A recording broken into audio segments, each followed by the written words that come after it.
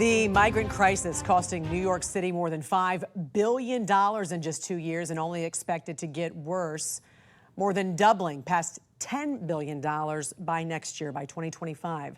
And this is all happening as CBS News reports the Biden administration plans to expedite migrant crossings at the U.S.-Canada border. Joining us now to discuss is Mark Morgan, the former acting commissioner of Customs and Border Protection and visiting fellow at the Heritage Foundation. Good morning, sir. Let's talk about this huge cost that's really taken on the Big Apple, where taxpayers now have to share the burden of these tens of thousands of migrants who have been staying in city hotels. This is enormous.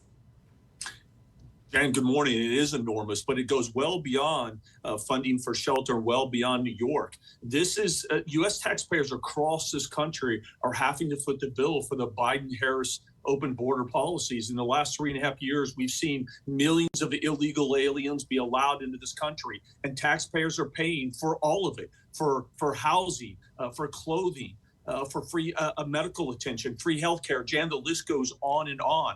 The Federation for American Immigration Reform did a study and said year over year, illegal migration cost taxpayers about $180 billion. Chairman Mark Green of the House Homeland Security Committee, during his inquiry impeachment process against the disgraced Secretary Mayorkas of Homeland Security, said the first 3 years of this administration has cost taxpayers about $500 billion. So as taxpayers are finding it hard to find the money for rent, for groceries, and their own health care for their family, they're paying all of that for illegal aliens. Why? Because this administration has turned their back on the Constitution, the rule of law, and common sense, Jan. And it also comes as these new internal documents from the Department of Homeland Security, again from CBS News, showing the administration wants to expedite the process of migrants crossing from Canada into the United States. Obviously, New York, they're very much affected because of this unprecedented increase. What are these changes, Mark?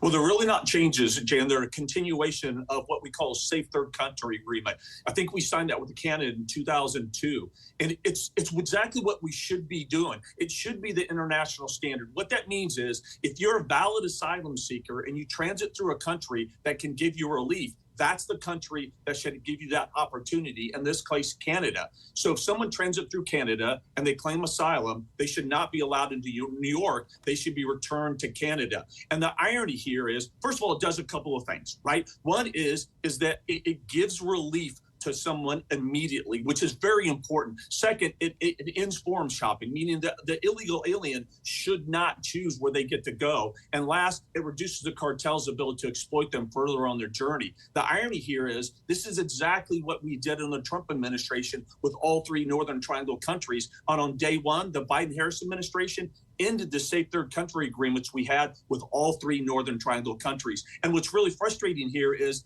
look, so this is great, we're doing it with Canada, but the epicenter, 95% of the crisis is on the southern border. So we should be reinstating the safe third country agreements we had with all three Northern Triangle countries. We're doing it with Canada. Why not also with Mexico? Exactly. The NYPD says a wolf pack of illegal teens right now targeting victims in Central Park. Now, this is something that we've actually seen pop up across the country. How alarming is this, Mark?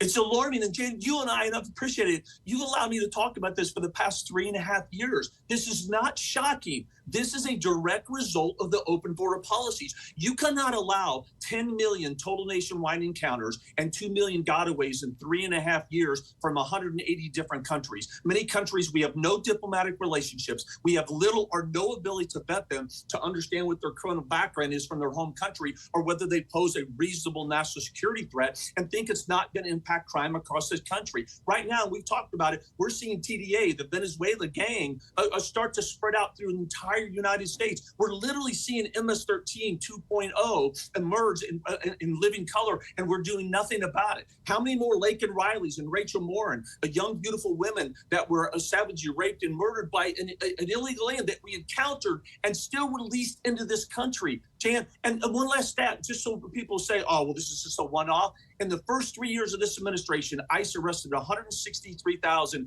criminal illegal aliens, of which 4,700 were murderers and over 8,000 were gang members. You cannot talk about crime in this country without talking about our border. Yeah, former acting commissioner of Customs and Border Protection and visiting fellow at the Heritage Foundation, Mark Morgan.